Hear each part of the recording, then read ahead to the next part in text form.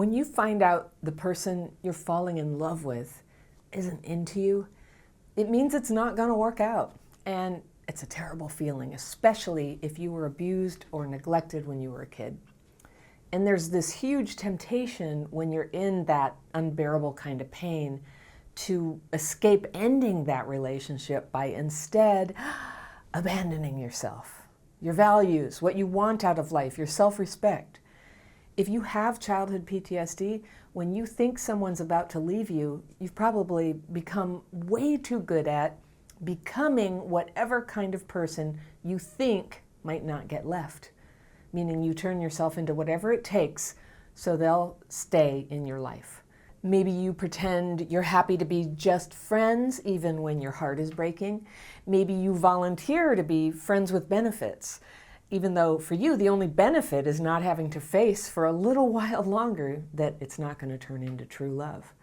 Or maybe when you discover that someone's just been using you to make their own life exciting, that the way not to lose them, you think, as empty and cruddy as the relationship is to start being just like them, to use other people and see if that will make you happy too. Now I have a letter today from someone I'll call Abby, and she writes, I'm twice divorced. I've struggled with codependency and relationships my entire life. I'm single in my mid-30s, and at this point in my life, I feel better about a lot of my issues. However, I recently hit a big setback and life threw a curveball that made me question myself. 2 months ago, I traveled to Europe for training for a new job. I had an amazing time. For the first time in my adult life, I was actually enjoying being on my own. I was happy going to the trainings for work, going out to dinners with colleagues, seeing the sights, going back to my hotel alone. I didn't pine for someone to be there with me, which is what the old me would have done for sure.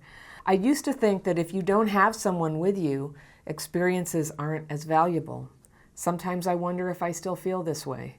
But while I was there, I was solo and I felt great. Unfortunately, it didn't last long. After returning to the States, I kept in contact with some of my international colleagues through social media. One in particular, I'll call him Marco, was very charming, and I met him during some of the training sessions for work. He and I friended each other on social media, and he pretty quickly moved our online conversations from friendly to flirtatious. It surprised me because he was 100% professional and even a bit shy when I was there in person. He didn't do or say anything that even made me consider for a second that he was interested in me, until we started texting after I was already back home. I thought maybe he really liked me, but he was just shy. It was kind of sweet. We texted back and forth for a while, and at first it felt very exciting. It was like we were teenagers. Eventually, it went from flirtatious to outright X-rated. At one point, I freaked out and told him I needed to step back. I told him I have a problem with getting too attached too quickly. He told me he liked me, but it was impossible for him to do anything serious since we were so far away. Obviously, what he said was correct, but I still started feeling an attachment to him. I didn't text him for 2 days. Just getting my pencil here, because sometimes I circle things that I want to come back to, because I'm going to go through this letter again after I read it through to talk about some of the stuff that you described. After the 2 days went by, I made a decision to try it again. Just enjoy it for what it was and not have any expectations. I want to say I missed him, but I think I just missed the attention I was getting from him. Still, I felt some sort of attachment and even jealousy. I didn't like the thought of him seeing other women or texting other women. He never said he was doing these things, but I presumed he was, since he said what he and I were doing was just for fun. So what did I do? I started dating and texting other men. I figured he can't hurt me by doing something if I'm doing it too, kind of like beating them to the punch. As I'm writing this out, I realize just how childish and unhealthy that is. I was trying very hard to be casual about Marco and about the other guy I went out with. I'll call him Local Guy. I've heard you talk about how people with CPTSD often have a really hard time with casual dating and sex. I know I do. At one point, I was chatting with Marco and Local Guy and still swiping on guys through a dating app. This was out of character for me and pretty overwhelming, but I felt like I should do this in order to avoid getting too attached to Marco. I was always a serial monogamist, going from one committed relationship to the next. I thought maybe casual dating would be good for me. Anyway, at one point, Marco said he wanted to meet. He talked about coming to the United States to see me. He was going to be traveling to South America for work, and he said maybe we could find a way to meet. We talked about plans and dates and costs, etc. I even offered to meet him somewhere halfway, but he would never actually commit to anything. There were excuses like, it's too hard to find flights in my city. It's not, actually. It's too expensive, he said. I don't know what my schedule will be, and so on. Fast forward to the day before his trip. He says he wouldn't be able to come and see me after all, or even meet halfway. It became crystal clear to me at that point that he was not invested in making an effort to meet up. I was hurt and embarrassed for myself because I got my hopes up. After that, I pulled back from our communications. Things were becoming all about sexting with him. It wasn't sweet like it was at the beginning. I felt like a piece of pornography he was using when he was bored. He never made an effort to actually get to know me. His texts never asked about me or my day or personal things. It was always sexual, so I stopped responding to it, or I would redirect the conversation. Now all of a sudden he tells me that he extended his trip and he will be on this side of the world for some extra weeks. Now he says again that he wants to see me, and I'm confused because I don't see what changed from before. But honestly, I don't want to see him now. I don't feel the same connection, and I'm insulted that he thinks I'm stupid enough to believe that now all of a sudden he'll be able to find or afford flights when it was such a problem before. I think he's only dangling the carrot to get me to engage in the sexual texting sessions again. As insulting as it is, I'm not devastated by Marco's behavior anymore. My real problem, though, Anna, is I'm afraid that I'm only able to deal with it because I'm dating someone else. If I didn't have local guy to distract me from him, I feel like I would be a shriveled up mess and taking whatever crumbs of hope Marco scatters out to me. I don't want to need a guy's attention in order to feel strong. I want to rediscover that great feeling I had when I was alone and happy in Europe. How do I stop needing a backup guy in order to be strong enough to tell guys that aren't good for me, to get lost? I'm afraid this behavior is making me the user. I don't want to be that person. I don't want to become the very thing I hate. Should I end things with local guy? We have only been on 2 dates, but I don't want to keep seeing him if he has any real feelings for me. I don't want to be a Marco. Apologies to anyone actually named Marco. Can you help? I would be so grateful. Abby. Okay, Abby. Ooh, I think you're very insightful about this, and you just haven't totally validated your perceptions about it.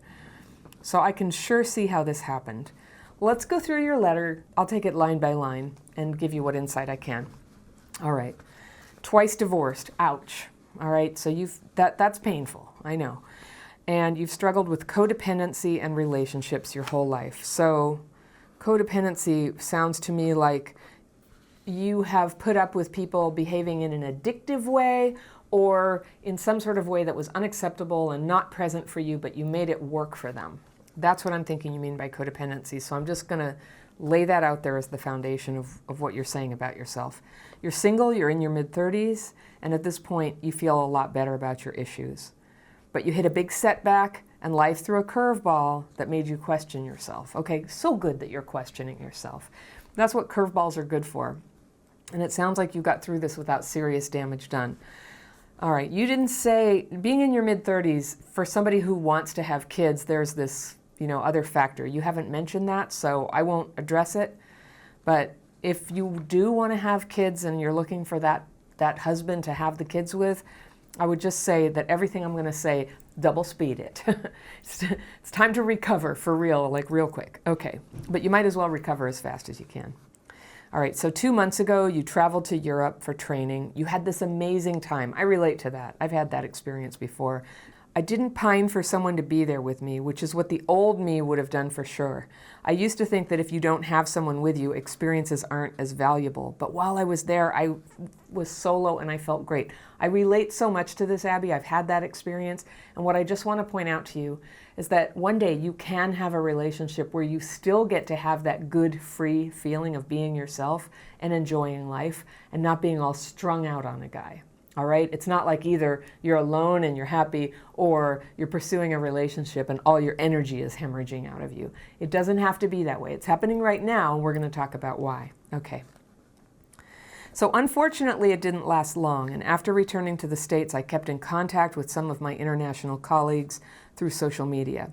One in particular, Marco, charming, met during some of the training sessions, friended each other on social media, and he pretty quickly moved our online conversations from friendly to flirtatious. Okay, so he's pretty good at this, and he, in real life, is just like Mr., perfectly gentlemanly, not flirting, and then online, he's flirtatious. So I do get the feeling about this guy that this is his habit. He was awfully good at it. It surprised me because he was 100% professional and even a bit shy when I was there in person. He didn't do or say anything that even made me consider for a second that he was interested in me until we started texting after I was already back home. Okay, I'm sure people have said this to you, but there's nothing in your letter that tells me that you ever got to know him well enough. And then given this behavior online versus the guy you met, I'm just going to say I see a distinct possibility that he's married or in a serious relationship and having a secret life. All right, that's what the behavior looks like. And it could explain why he was so weird about scheduling. All right, so let's get there. I thought maybe he really liked me, but he was just shy. Those are famous last words of people who get really hooked on somebody who's unavailable. I thought he really liked me, but he was really just shy. Now, it's true that shy people have a hard time showing they're interested sometimes, and there are many cases where eventually, they came out of their shell and they became available. So we cannot write that off entirely, but I'm just saying it's famous last words of people who go for unavailable people that I thought maybe he really liked me, but he was just shy. So it was kind of sweet. I can see you trying to put together, it's like, gee, now that we're online, he's so into me, and he didn't act like it at all in person. And you were trying to reconcile in your mind that cognitive dissonance, how could those two people be the same? But that's what tells me he has kind of a secret life modus operandi here. It's a secret life. And one thing that online communication lets us do is you can just sort of put out feelers and see who responds. So, okay, just hypothetically, I know you're out of that situation now, so you're safe for me to just kind of I'm going to say out loud what I'm sure you're worried about, but, does he have 5 women he does this with? Think how easy it would be to do this, where you have contact information for people at a conference, and you can just email them with just, hey, very nice to meet you, we should stay in touch, LinkedIn, blah, blah, blah. And then depending on the way the person replies, you can just keep testing the water a little bit more. And see who will tolerate slightly flirtatious stuff. And it sounds like it it happened pretty fast, but it happened through a series of messages where it was ratcheting up. And the minute a woman doesn't reply is the signal. It's like, okay, it's not gonna happen. But if you play the odds on a whole bunch of people, somebody's gonna bite. And you know who it's gonna be? It's gonna be somebody who had a hard childhood, who has a talent for overlooking the fact that they're dealing with an unavailable person who's kind of using them, and who can keep finding and attaching and getting into situations that are exciting for the other person. So, all right, we'll go a little deeper into that. But using someone to make your life exciting, that's what I think we got here. I thought maybe he really liked me, but he was just shy. It was kind of sweet. We texted back and forth for a while, and at first it felt very exciting, yes.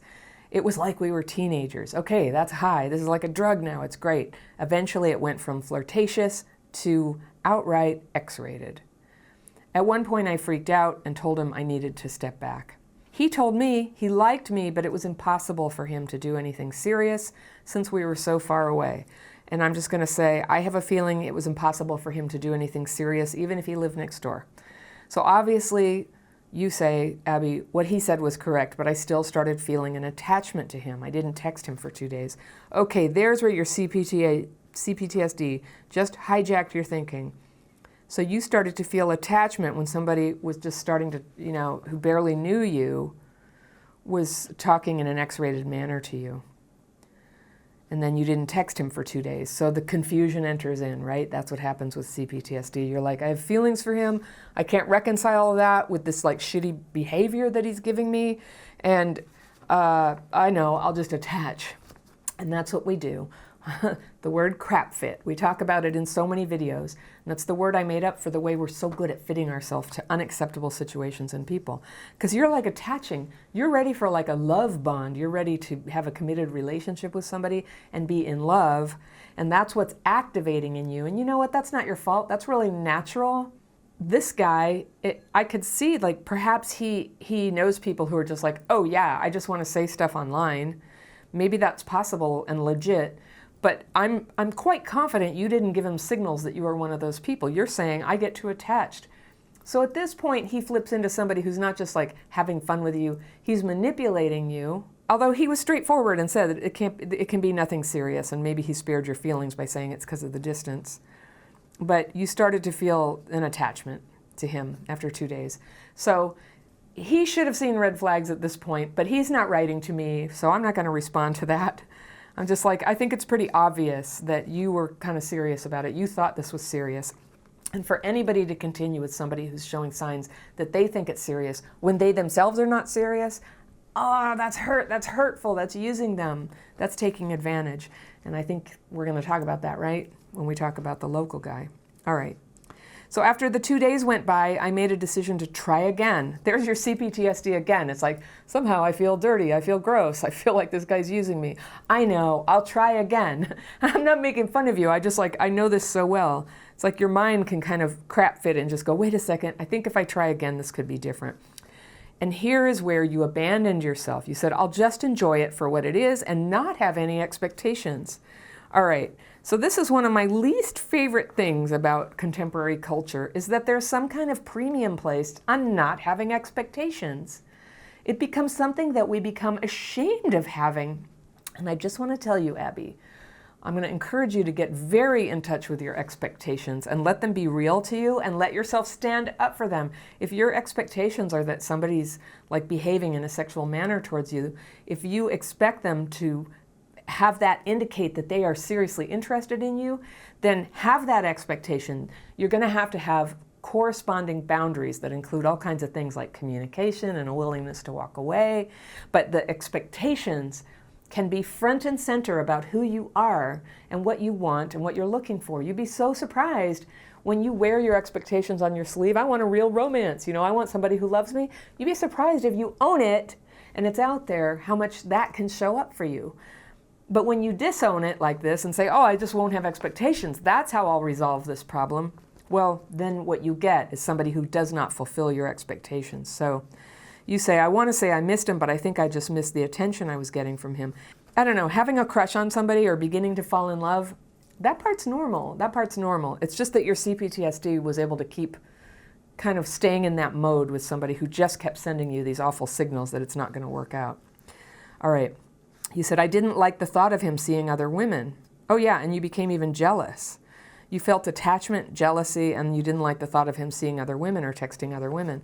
So here your CPTSD has now like created this fantasy version where you guys are together in some way, and this would be, a betrayal of you. I have a feeling though that you might have been the other woman or one of several, all right? So just backing that up, that jealousy feeling in you. One of the things about when somebody is pressuring or manipulating you to be in one of these kind of fake relationships is that you will either accept pressure for them or pressure yourself without them having to say a word to believe that your jealousy is somehow a problem.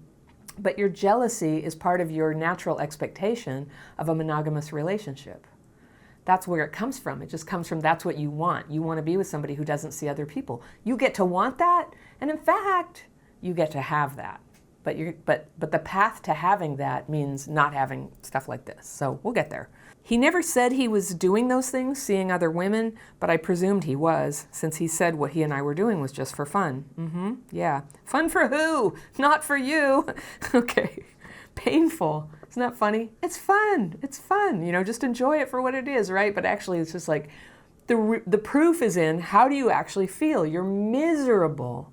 You're feeling torn up. You're having trouble staying stable around it. And so I can't say enough that as much as you spent your childhood learning to deny what your intuition and your feelings were telling you, just look at how you feel. How do you feel in this relationship? Terrible, all right? Terrible. Embarrassed. You know, all these adjectives come out. Missing. Oh, it's just so sad. So what did I do, says Abby? I started dating and texting other men. So when you say dating and texting, something tells me it was of that sort of like, you know, not actual sincere variety, where it's just to get some sexting going. And you said, I figured he can't hurt me by doing something if I'm doing it too. Well, that's just silly, all right? And you got that too. You said you thought you'd beat him to the punch. So just like punch yourself. That doesn't keep you from being punched. As I'm writing this out, I realize just how childish and unhealthy that is. So good, Abby, good. So you see, your wisdom is right there. It's right there. You're kind of like trying not to see it right now. But yes, you do see it. You cannot avoid getting hurt by somebody by hurting yourself and other people. That's not how it works. There's a part of you that has a pretty clear idea of what you want in a relationship, and it hurts. What hurts is not standing up for it, not allowing yourself to own that that's what you want, settling for less, trying to contort yourself and get rid of all your values and your needs just to keep somebody from leaving. That hurts. And you'd be surprised, sometimes, you know, every relationship that ends, if it's given that we now know it was destined to end, even a very special relationship, a lot of the pain is about what we had hoped it would be, what we thought it was, what we hoped it would become. And we lose that, and we grieve that, and we come back to what is. And what is the relationship is what it is, and this one is already, you know, nothing. We already know. So you can face that. You can actually handle what is. The extra grief that comes from losing what you hoped it would be. See, this is where the CPTSD and limerence, which is the infatuation, obsession with something impossible that so many of us have done, that kicks in when we feel like we can't accept. We cannot accept the loss of the dream. But it feels really good. I'm just telling you, to come back to reality when you've been in a dream, it's sad to lose the dream, but it passes much more quickly than you think. And the feeling that's left, which I think we all fear it's going to be like sitting there completely empty inside and miserable, the feeling that's going to be left will be like, truth, back with my feet on the ground. Okay, let me get on with my life here. Let me take care of myself. The truth and reality have a very good, sweet, natural feeling to them that your body likes, your brain likes it, your CPTSD will suddenly like calm down because you're in reality. CPTSD thrives when you're deceiving yourself. So this is so good, what you did. Okay. So then you said, I was trying very hard to be casual about Marco and about the other guy I went out with. Yeah, there it is, that fake ideal. I should be casual. Casual meaning, yeah, no expectations, sex for everybody, whatever. And you said, I've heard you talk about how people with CPTSD often have a really hard time with casual dating and sex. So I want to make a huge distinction. Casual dating means, I don't know, you go have lunch with somebody and it's not like you're pursuing a relationship or doing a big courtship or anything. You're just getting to know them maybe slowly, okay? That's what casual dating is. Casual sex is something different. That means sex without any kind of strings attached, no relationship attached, no talk of exclusivity. Maybe you don't know each other at all. Maybe it happened just after swiping that afternoon. And, that is casual sex. So casual dating is actually perfectly good because what I'm always trying to say is, if what you want is a solid, committed relationship, what dating is for is to get to know people, to see if they might be the one, and if you think they might be the one, to then get closer to them. So intimacy would be way down the line on that trajectory there. Dating is just getting to know somebody and seeing if you think that they match what you really want. And if you haven't taken my dating course yet, Abby, I hope you will. The whole course starts with, I get people to write it down. What would be your ideal person? What would be your ideal life with that person? It begins with not just getting in touch with that, but allowing yourself to want that. I have yet to meet a person with CPTSD who hasn't really dumbed down the thing that they really want in their life because of, you just get so used to not getting what you want, or you're worried it'll be foolish to want more than you get. We don't always get what we want, but we do a lot better when we can be clear what we want and not just keep settling for whatever happens to come along, okay?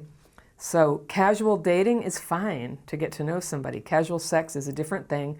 And you've already demonstrated, like, even when the sex happens online and it's not even like a real life thing, your attachment mechanism moves forward. Okay, so what is CPTSD? Well, for most of us, it's an attachment wound. We don't attach quite right.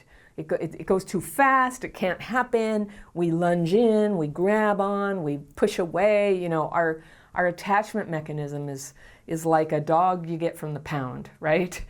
You know, it's very needy, it bites you, and it's very anxious, and that's the attachment wound.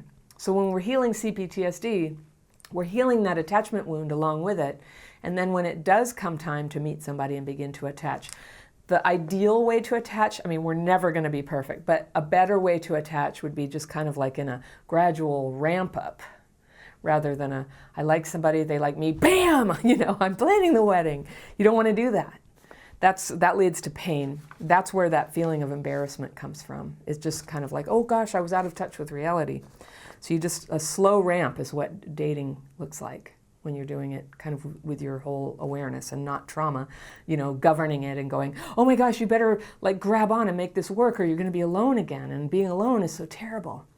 So that's your PTSD talking. So sometimes you have to use a structured model. That's what my dating course is. If anybody wants to take it, I'll put a link to it down in the description.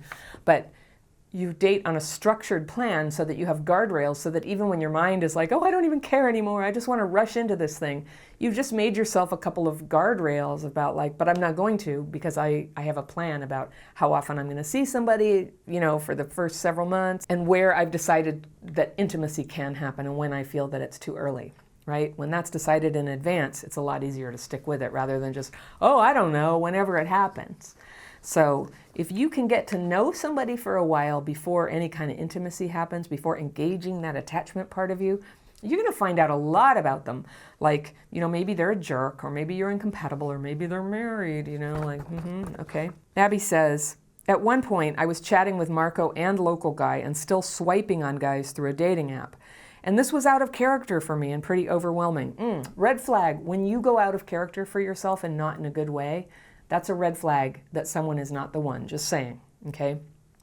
When you see yourself go out of character in a bad way, they are not the one. When you see yourself stepping up, becoming a better version of yourself for them, it's a sign, it's not a guarantee, but it's a sign that there could be something here, okay? It's always like that. Look at which situations make you feel nauseous about yourself? Which situations make you feel like, wow, I'm doing better? Pay attention to that feeling and how other people kind of, what that gut feeling is going on. The thing about CPTSD is our gut feelings are not always reliable because they tell us stuff like, rush in, he loves you. So that feels like it's coming from your gut too. But seriously, pay attention to that negative feedback that you're getting from yourself. But you felt like you should keep dating like this, swiping, dating multiple guys to avoid getting too attached to Marco. Okay, so I just wanted to tell you an alternative to just like casually, you know, or I don't know, dating. I don't think you're talking about dating, you're talking about like hooking up. Casual hookups as a way to not get attached to somebody you're really into. Here's another approach. Boundaries. Go slow, then you won't get attached. And then you also won't get all hurt and strung out and get that bright, luminous part of you shut down, the part that makes you attractive to somebody who is interested in a relationship with you. When they encounter, you know, healthy people, when they're encountering people who just seem kind of run down and freaked out about all the people they're kind of dating, it's not attractive. I'm just saying on a practical level, what is attractive is someone who knows herself, someone who has self-possession. I want to say the word self-possessed. Not possessed by anybody else's agenda, not abandoning herself, but just kind of knows who she is and allows another person to get to know her, but is neither like chasing or manipulating or changing herself to make that happen, okay? You are good enough to allow people to get to know you, all right? Trust me, you are good enough. You don't have to do all this other stuff. I was always a serial monogamist, and I was going from one committed relationship to the next. So yes, Some of that is necessary at the early part, but you're in your early 30s. I feel like you have a longing for the real love thing now. So I would say change your goal from serial monogamous to monogamous with the one person who you really want to be with. And you don't have to get into a bunch of committed relationships before that. You can just date, like coffee, dinner, like don't get too involved until you meet the person who you really think, and a person with CPTSD, like with what you have or what I have, you can't make that call like in 2 dates. Like give yourself a much longer time than you think. I won't put a time in front of you. I went a very long time, all right, just dating my now husband. And it worked really well for us. We knew each other really, really well. And it took 3 years and then we were engaged. And then another 2 years later, we were married. And then some of you know the story. Then I kept thinking, okay, I'm done now. Everything's all resolved. But of course, as a person with CPTSD, I still had all kinds of things to work out. And luckily, I was with a good guy who loved me. And we had, a strong relationship where my trauma stuff could come up and the marriage would hold. And he would still love me and stay with me. So what I'm understanding from you is you would like something along those lines. So I'm just saying, just serial monogamist is what your past was. Now, now you can just be selective. Be selective and be selective through dating, like real dating. Real dating, not getting all into a relationship or necessarily intimate with anybody, okay? Because if you attach, it's all over, right? You get all attached and then next thing you know, no matter how they treat you, your CPTSD is going to try to make the relationship last. Just saying, okay? If you're like me, if you have what I used to have. All right. Anyway, at one point, Marco said he wanted to meet. He talked about coming to the U.S. to see me. He was going to be traveling to South America for work, and he said maybe we could find a way to meet. And we talked about plans and dates and costs, and you even offered to meet him halfway, but he would never actually commit to anything. And there were excuses like it's too hard to find flights to your city, which it wasn't. So right there when he made up that was just baloney, You live in some major city, I take it, and of course he can get flights. It's not too hard. So basically I'm just going to say, I think there's 2 things that it would be. One is he has a partner or wife, and possibly she was going to be on the trip and it became impossible. Or somebody who knows his wife was going to be on the trip and it would become impossible for him to sneak away and see you, right? That's what would justify it. Or he just has this kind of thing going, a sort of kink, where it's totally exciting for him to have an affair online, but he really is not interested in anything in person, that the feelings he have don't exist on the real plane and cannot, and he already knows that about himself. So I would say one or the other. And either way, he's like poison. The man is poison, all right? So good that he didn't come see you, all right? He's like a walking heartbreak for you. There he is. Okay, I see him coming. Go back, Marco. Stay away. Abby's trying to have a real life here. Okay. So then you said fast forward to the day before his trip, and he said he wouldn't be able to come and see you after all, or even meet halfway. And you say it became crystal clear that at that point he wasn't invested in making an effort to meet up. No. And you were hurt and you were embarrassed because you got your hopes up. Yeah, okay, fair enough. After that, you pulled back from communications. Things were becoming all about sexting with him. It wasn't sweet like it was in the beginning. You felt like a piece of pornography he was using when he was bored. And I thought about what you said there, and I tend to think that is what he was doing. And it's so understandable that you didn't understand that at first. Like, why would you, right? He was trying to create carrots, like just enough to keep you involved in doing sexy texts with him. And that's how he did it, right? He had to keep convincing you that there was hope, that in real life this could work out, so that you wouldn't pull away. When you pulled away, he started up again. All of a sudden he extends his trip and says he'll be on that side of the world. You doubt it. You think maybe that's not even true. And I think you're right. I don't know whether it's true.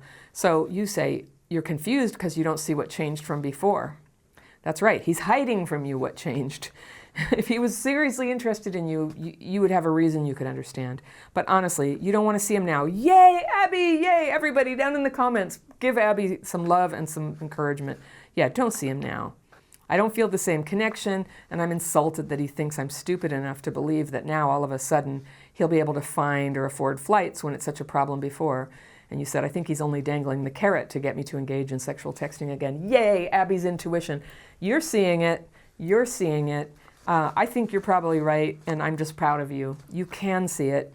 And he's still trying to throw confusion on you. But did you just stay confused? No, you wrote in. You're participating here. You're letting the viewers here benefit from your experience, so that really, Abby, you sharing this letter here, countless people are going to hear this, and they're going to have a better idea how to see this coming and not get as hurt as you have been. And you're going to recover from this, and you're going to be able to do so much better. All right. So then you said, as insulting as it is, I'm not devastated by his behavior anymore. But the real problem is I'm afraid that I'm only able to deal with it because I'm dating someone else.